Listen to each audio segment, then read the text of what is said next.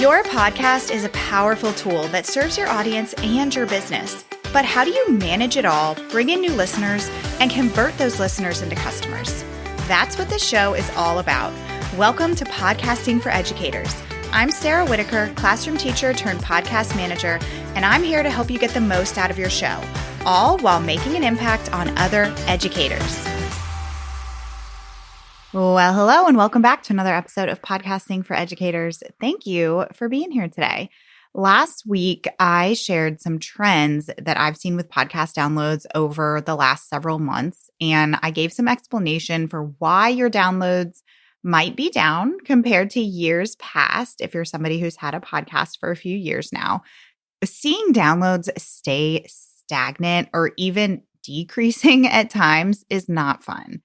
When this happens, it might cause you to feel unmotivated to keep going, to sit down week after week and hit that record button.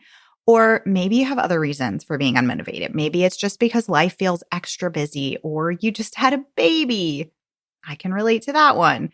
Or you're kind of feeling just blah about your business overall. I would venture to say that most of us have probably all felt this way at one point or another. So what do you do about it? Today, I want to talk about what to do if you are feeling unmotivated to podcast, but you're still feeling that pull to keep going. I actually brought this question up to my Instagram at the beginning of the summer because that's definitely a time of year when it can feel hard to get work things done. So I want to share your responses, what you all said to me when I asked you, hey, what do you do when you are not feeling motivated to continue your podcast? And I think here I'm mostly referring to that feeling of motivation that has disappeared for a while now. Like it's not just 1 week randomly where you're not really feeling like you want to record. This is a feeling that has kind of grown over time. It's been a while now, and you're just not able to get that motivation back. What do you do? So when I asked you all this on Instagram, there were 4 common, clear themes that popped up.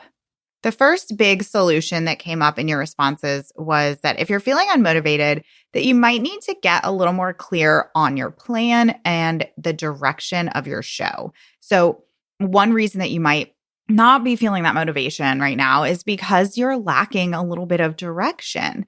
Maybe you're feeling like you're kind of just throwing spaghetti at the wall week after week as you're putting out episodes. And you might feel the same way on Instagram or with your email. Like this might be a bigger problem in your business. So taking some time to really get clear on what you really want your show to look like and what kind of results you want is going to be really helpful for you. And what could that look like? Sometimes that means getting better systems in place. Like maybe you are really great at recording episodes, but you're not sharing them at all. So how can you put a system in place and a routine in place so that you're ensuring that you are promoting your episodes every single week? Maybe you feel like you need to get clearer on who your ideal listener is. Maybe your ideal listener right now is too niche, or maybe it's too broad. So taking a look at that can really help because that kind of has a trickle effect of, okay, if I'm really clear on my ideal listener, I'm going to be more clear on the topics that I'm going to cover in my episodes. Sometimes getting clear on the direction for your show could mean that it's time to make some changes with your podcast and what your podcast looks like. I can speak to this for sure because when I start to feel unmotivated or kind of like, about my podcast or about other things in my business, making some sort of change, getting like a fresh new feeling, that helps me get motivated. I need some sort of change. That's kind of like a signal to me, hey, it's time to do something a little bit different. It's time to try something new. And that could mean you changing the format of your show. It could mean new cover art. It could mean a new intro or outro. It could mean like a full rebrand for your show. There's so many little and big changes that you can make with your podcast that will spark a new sense of excitement for you. And I just want that to be a reminder to you that the show that you started with doesn't have to be the show that you continue with. Okay? you can make changes at any point. It's your podcast. You can make it look however you want. Okay, so that was the big kind of first clear theme that popped up, was getting more clear on your plan and the direction for your show. The second common theme that popped up was, if you're feeling unmotivated to podcast, to talk to your people. One of the responses here was actually from one of my clients who said that she surveyed her email list and she asked them, this is the exact question that she asked them: if I could answer one question for you, what would it be? And she got some amazing responses. And then she said she literally just plugged their questions into her content calendar, and then she just winged it when she sat down to record. So she just kind of sat down, looked at the question for the day or for that episode, and answered it. Okay, nice and organically. Doing this has so many benefits. I mean, number one, if you're going to use direct questions that you've gotten from your audience, you know that you are creating episodes about things that they specifically want to hear about. So that's number one. Number two, then you can, once you've created that episode, you can respond back to that person or send it out to your email list and say, hey, you said you wanted this. I created this for you. Here it is. Go take a listen. And it's a great feeling to be able to create content, create specifically podcast episodes about something that you know somebody in your audience wants, versus, like, I don't know, I'm sure most of us have sat down and recorded an episode and then thought, I wonder if anybody is actually going to be interested in this topic. No, in this situation, you know that people are going to want to hear the answers to their questions.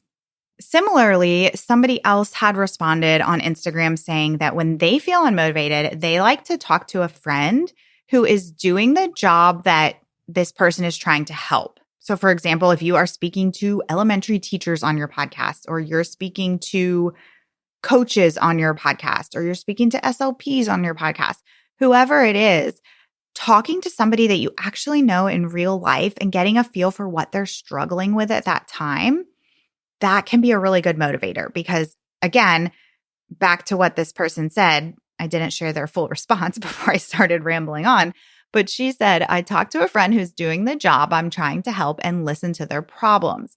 Listening to where they're struggling makes me want to help. So then I feel motivated. I love that. So again, kind of like what I was saying before, when you're sitting down to answer a very specific problem that you know your audience is struggling with, that's a great feeling. That's like that internal motivation for you. All right, the third theme that popped up was when you are feeling unmotivated to podcast. Some of you said that getting help was the answer for you. So getting some sort of help with your podcast production, whether that's a full podcast manager or somebody who's just doing the editing or just doing the show notes or just doing the scheduling, or maybe somebody who's repurposing your episodes for places like social media or YouTube or email. There's so many ways that you can get help when it comes to your podcast. But some of you said that this was helpful to you because then you were feeling overwhelmed before with all of the different things that you were having to do to keep up with your podcast. So when you hired help, you were able to focus on your content and like on the creative side of your podcast. I can say from personal experience that this is so true. I have Brandy who produces my show, so I'm able to just kind of like focus on the content. And then she is doing, the editing and the scheduling and the show notes and all of that, which is a huge weight off my shoulders. And that's what we do for our clients too. We do full production for them. So if you are somebody who needs help, you can always reach out to me and we can talk about how we can help you with your podcast. But this is definitely a really good solution for, again, just breathing new life into podcasting for you. And if you cannot afford to get help with your podcast, that's okay. There's other things you could do. I would recommend getting yourself help by way of accountability partner. Find another podcaster or multiple podcasters, and you guys can be accountability partners for each other and keep that momentum up, help keep that momentum up and bounce ideas off of each other and, hold each other accountable for staying on track week after week. Okay. And then the fourth and last theme that I saw your answers being grouped into is that if you're feeling unmotivated to podcast and maybe you've tried all the things and you're just still kind of struggling, take a break. Okay. There is no shame in taking a break. There were several of you who shared about how you had taken a break and that's what did it for you. That's what just got you your groove back and got you back into things. One person says that they took a break and really focused on some other things that brought them joy so that they could kind of get that spark back. And they also took that time during their break to really better organize their space that they work in and that they record in because the clutter was just driving them kind of crazy. And oh my gosh, that is so true. Having a nice, neat space, I know for me, makes a world of difference. It makes it become a space that you want to be in and that you're excited to be in. And that can have an effect on your podcast, on where you're sitting down to record. Another specific response was they took an unplanned break and they returned when it was right. So I liked this answer a lot because they were just kind of leaning in to how they were feeling. They didn't plan to take a break. They didn't announce it. They said, enough is enough. Like I need to stop for a little bit and refocus and get my energy back and my motivation back. And when I feel like it's right to return, I'm going to return. And this person specifically has since returned. I'm happy to report. She took a fairly long break and she did come back and she came back with so much excitement to get started again. And then one more answer that kind of fell into this category was that they switched to only doing solo episodes and gave themselves a couple weeks off. So it sounds like maybe guest episodes were becoming a lot for them. Maybe it was like the planning that they were having to do with people or finding the right time to record or finding a quiet time to record. I know how that goes. It can be kind of stressful sometimes, especially if you have kids at home who are making a bunch of noise and you are trying to sit down because you found that perfect time that works for you and your guests. And it can be stressful. So they found that switching to solo episodes and then also giving themselves a couple weeks off. So I do want to reiterate here that a break can mean whatever it means for you. It could be a week. Okay. I did that just a few weeks ago. I went my first time in 3 years. I skipped an episode because I just needed a little bit of time to get myself caught back up. And it was exactly what I needed. I just needed that week to skip so that I could get ahead again because I like to be ahead by a few episodes. It could be a month. It could be 3 months. It could be 6 months, like whatever you need to give yourself the time to be motivated again. And maybe that's what it is you just need some time. You just need a break. Maybe you need to use that time for something, the time that you would usually be sitting down to record. Instead, you're going to sit back and use that time to think about the changes that you want to make with your show or think about topics that you feel really excited about or whatever. Okay, so again, those 4 themes or 4 kind of like solutions that you might want to try if you're feeling unmotivated is number 1, to get a little more clear on the plan and direction for your show. Number 2, talk to your people. Number 3, get help of some sort. If you can't afford help, get an accountability partner. And number 4, take some sort of break. And just a little teeny tiny bit of tough love here. I'll also say that, sometimes things like podcasting feel really fun and exciting in our business. And then sometimes those same things can feel really hard and really blah. And it's all part of the process.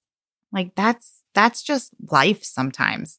Things might not always feel fun and easy and exciting. But if things continue to feel hard over a long period of time, make some changes so that it feels fun again for you. This should be something that feels fun most of the time. For example, as I'm saying this, like I'm thinking about laundry. In my house, laundry can feel really overwhelming really quickly. And sometimes I just can't take it anymore and I let it pile up. But In the past few months, there are things that I have started to do that make me feel a lot better about doing it. And dare I say, even look forward to doing laundry sometimes, which I don't know, might sound really weird and crazy, but it's true.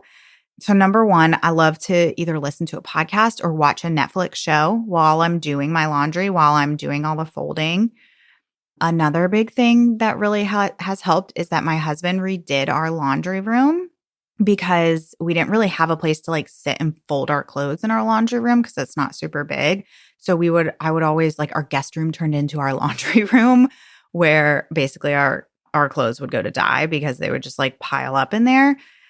And we used to fold them in there or fold them in some other random part of the house. But now he's redone our laundry room so that we can be in there and fold our clothes right there, which has made such a world of difference because now it's a space that I really like to be in and it's a lot more functional. That kind of goes back to what one of you were talking about with organizing your space so it doesn't feel cluttered. Fix your space so that it's functional for what you need it to do. And then putting my laundry away was always the hardest. So my solution here was I now, after I fold the laundry, I put it on top of our bed, not the guest room bed, our bed, so that at the end of the day, if I hadn't put it away, I couldn't ignore it. And my husband couldn't ignore it. It needs to be put away. Just do it. It takes 2 seconds. Why do we put these things off? I don't know, because it literally takes 2 seconds. Also, I put my daughter's laundry on her bed. She's 7 now. She can take that responsibility on. I don't need to put her laundry away. She can put her own laundry away. That has helped tremendously. And then staying on top of the laundry and actually getting everything put away after being folded, it's that gratification of having it done so that not only do we have the clothes that we need or that we want to wear, but we have less clutter and less mental energy of like, ugh, I know the laundry is sitting there. I really need to do it. I don't want to do it. No, figure out these tiny changes that you can make so that it's easier to do and that you feel excited to do. So whether it's laundry or your podcast, I hope that this gives you some ideas of how you can get a little bit more motivated to do what you need to do. And if you are feeling unmotivated to podcast, I just want to take a second to really cheer you on and let you know I am proud of you and you should be proud of yourself. This is not always easy. And if you're doing it, then you are doing amazing. And I just want to remind you, I think about this all the time. How cool is it to live in a time that we can record a podcast episode from home in our jammies or whatever you want to wear, publish it online, and boom, instantly it's ready for people around the world to listen to. It's a really, really cool opportunity. And so I hope that offers you some encouragement. And I hope that this episode gives you some ideas on how you can make this thing work and how you can keep going if you want to. All right, now it's time to head into what I'm loving and what I'm listening to. This is something that I do at the end of our episodes. I like to share something that I'm loving, might be related to business, might not be related to business. Today, it does not have anything to do with business or podcasting. And that is the game 5 Crowns. It's a card game. If you've never played it, check it out. It's so much fun. I've probably played it 50 times this summer with my family. It's kind of like Rummy, and you can play it with a big group of people, or you can play it with just 2 people. So that's also what I really love about it is you can always play it no matter how many people you have around you. We are a big game family. I don't know about you, but we've been doing a lot of card games lately. So 5 Crowns, Sky Joe. If you've never heard of Sky Joe, I'll put the links for these in the show notes. Sky Joe's a really fun one because it is probably like a game that you would think is for adults, but our 7-year-old has been playing it with us for the last year. She loves it. She caught on pretty quickly, and it is so much fun. So 5 Crowns, Sky Joe, and then a kids card game that is hysterical. It will have you laughing with your kids. Or if you're in the classroom, this would be a really fun game to have in the classroom for like indoor recess or morning meeting or something. Taco Cat Goat Cheese Pizza is what it's called. Taco Cat Goat Cheese Pizza. And oh my gosh, it's so fun and it's silly. And it's just one of those games that will put you in a really good mood. So those are the 3 card games that we've been playing a lot of this summer. Like I said, I'll put the link for that in the show notes. And then something that I'm listening to is related to these card games because I was at the lake this summer for about 3 weeks at my parents' house. And like I said, we love to play games. So after the kids got put to bed, we like to stay up and play 5 crowns.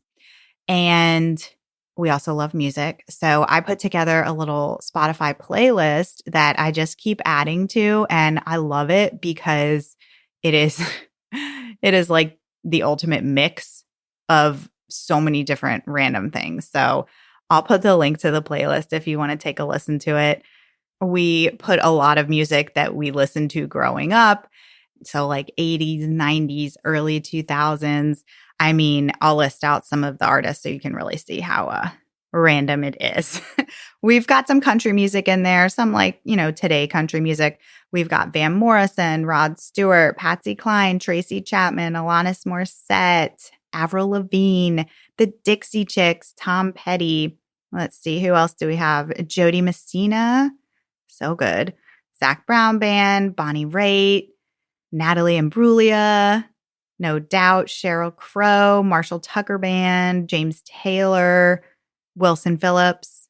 The list goes on. Hootie and the Blowfish. I mean, I could sit here forever and share all of the artists on here, but not to toot my own horn, but I think it's a pretty awesome mix. So if that sounds at all appealing to you, I'll put the link so you can check it out and maybe you can listen to it the next time you're playing games with your family or your friends. All right. I hope that this episode is leaving you feeling motivated to go record your next episode.